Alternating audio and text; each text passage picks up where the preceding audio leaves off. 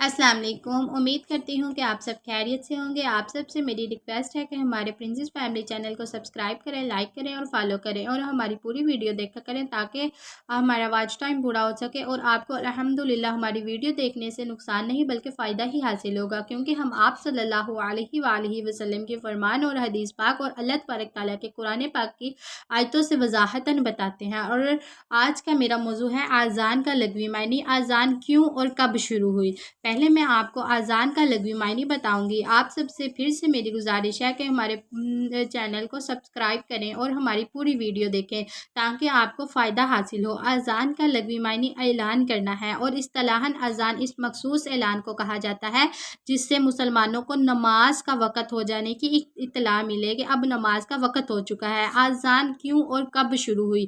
अज़ान का मतलब क्या है? आप सल्लल्लाहु अलैहि वसल्लम के फरमान के मुताबिक बताऊंगी। आका दो जहां सल्लल्लाहु अलैहि वसल्लम ने सहाबाए कराम से मशवरा किया। जब आप सल्लल्लाहु अलैहि वसल्लम तशरीफ़ फरमा हुए तो सहाबाए कराम उनके पास बैठे हुए थे, तो आप सल्लल्लाहु अलैहि वसल्लम ने उनसे मशवरा लिया कि नमाज के औकात यानी वक़्त में नमाज लोगों को नमाज के लिए किस तरह बुलाया जाए, किस तरह इकट्ठा किया जाए। कुछ ने आग का मशवरा दिया कि आग रोशन करने का मशवरा दिया, लेकिन मजूसियों से मुशाबत की वजह से इस पर भी अमल ना हो सका। कुछ ने नाकूस और नकारा बजाने का, नाकूस और नकारा यानी बाजे वगैरह बजाने का हुक्म दिया, लेकिन इस पर भी अमल ना हो सका क्योंकि ये यहूदियों से मुशाहबत करता था।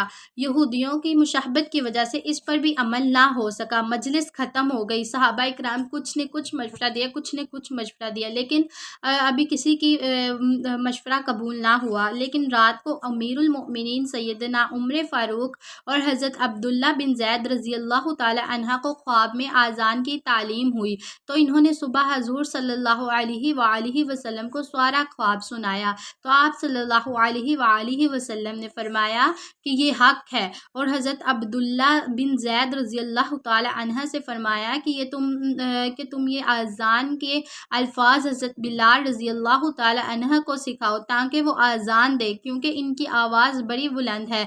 और फिर इस तरह 2 हिजरी में ये अज़ान की इब्तदा हुई। इब्तदा यानी अज़ान 2 हिजरी में शुरू हुई। और आज आपको मैंने इस वीडियो में बताया है कि अज़ान कब और क्यों शुरू हुई और किसको ख्वाब आया था, और कमेंट में मुझे ज़रूर बताइएगा कि ख्वाब किसको आया था और किसने आप सल्लल्लाहु अलैहि वसल्लम को बताया, और आप सल्लल्लाहु अलैहि वसल्लम ने आगे किसको हुक्म दिया कि तुम अज़ान के अल्फाज इनको सिखा दो।